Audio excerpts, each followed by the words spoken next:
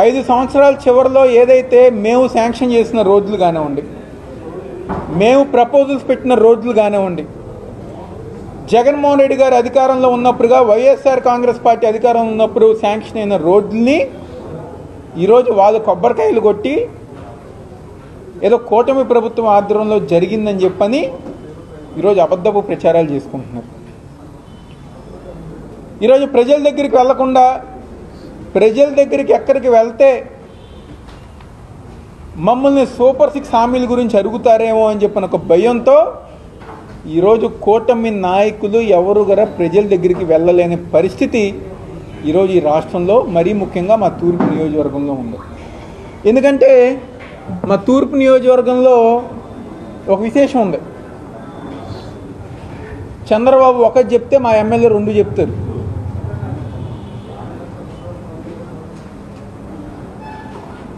ఎందుకంటే ఇక్కడ ఉంది ఒక డూప్ చంద్రబాబు. ఆయన ఏదో చెప్తే ఆయన దానికి ఇంకొక 2 ఆకులు ఎక్కువ వేసి చెప్తారు. ఈరోజు ఏదైతే చెప్పారో ఈరోజు ప్రజల దగ్గరికి వెళ్తే ఎక్కడ అడుగుతారు అని చెప్పిన ఒక భయంతో ఈరోజు ప్రజల దగ్గరికి వెళ్ళలేని పరిస్థితి. ఈరోజు ఆ రోజు బాండ్లు ఇచ్చారు కదా, సూపర్ 6 హామీలు మేము అమలు పరుస్తామని చెప్పని ఈరోజు చంద్రబాబు సైన్ చేసిన బాండు ఆ రోజు ప్రతి ఇంటికి పంచారు కదా. ఈరోజు ఆ బాండ్లు ఏం చేసుకోవాలి ప్రజానికం?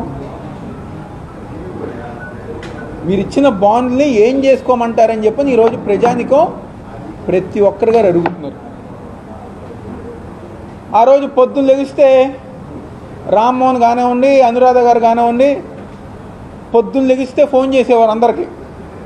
మీ ఇంట్లో 3 పిల్లలు ఉన్నారా, 4 పిల్లలు ఉన్నారా, 6 ఉన్నారా, 5 ఉన్నారా, ఎంతమంది ఉంటే అంతమందికి మేము తల్లికి వందనం ఇస్తా అన్నారు. ఎవరికి ఇచ్చారు? 18 ఏళ్ళు దాటిన ప్రతి ఒక్కరి దగ్గర 1500 రూపాయలు మీ అకౌంట్కే పడతాయని చెప్పి అన్నారు. ఎంతమందికి పడినాయి? నిరుద్యోగులు ఉన్న ప్రతి ఒక్కరి గారు నిరుద్యోగ భృతి ఇస్తామన్నారు, ఉద్యోగాలు ఇస్తామన్నారు. ఎవరికి ఇచ్చారు? ప్రతి డివిజన్ గారా వైఎస్ఆర్ కాంగ్రెస్ పార్టీ కంటే మేము ఇంకెక్కువ అభివృద్ధి చేస్తామన్నారు. ఏం చేశారు? ఎందుగారు మేము చెప్పట్లా, మేము అడగట్లా. ఈరోజు తూర్పు నియోజకవర్గంలో ఉన్న ప్రజానికం ఈరోజు స్థానిక ఎమ్మెల్యేని, తెలుగుదేశం పార్టీ కూటమి నాయకుల్ని వాళ్ళు ప్రశ్నిస్తున్నారు. ఈరోజు ప్రతి ఒక్కరు గారా ఈ రాష్ట్రంలో జగన్మోహన్ రెడ్డి గారు లేకపోతే ఇదా మన పరిస్థితి అని చెప్పిన విధంగా ఈరోజు ప్రతి ఒక్కరు గారు ఆలోచిస్తున్నారు. ఆయన ఉంటే సంక్షేమం ఉండేది, ఆయన ఉంటే అభివృద్ధి కార్యక్రమాలు జరిగాయి, మేమందరం గారు సంతోషంగా ఉండేవాళ్ళం. ఈరోజు ఒక కొత్త స్కీమ్ P4 అని చెప్పని ప్రజానికం ప్రతి ఒక్కరి గారు గుర్తుపెట్టుకోవాలి. P4 అంటే స్కీమ్ కాదు, అది స్కామ్. సూపర్ 6ని మర్చిపోవటానికి, సూపర్ 6ని పక్కన పెడటానికి ఈరోజు P4 అని చెప్పని ఒక కొత్త స్కామ్ని చంద్రబాబు గారు తీసుకొచ్చారు. నాకు మొన్న ఒక పెద్ద ఆయన కలిశారు, చంద్రబాబు గారి పాత ఫ్రెండు.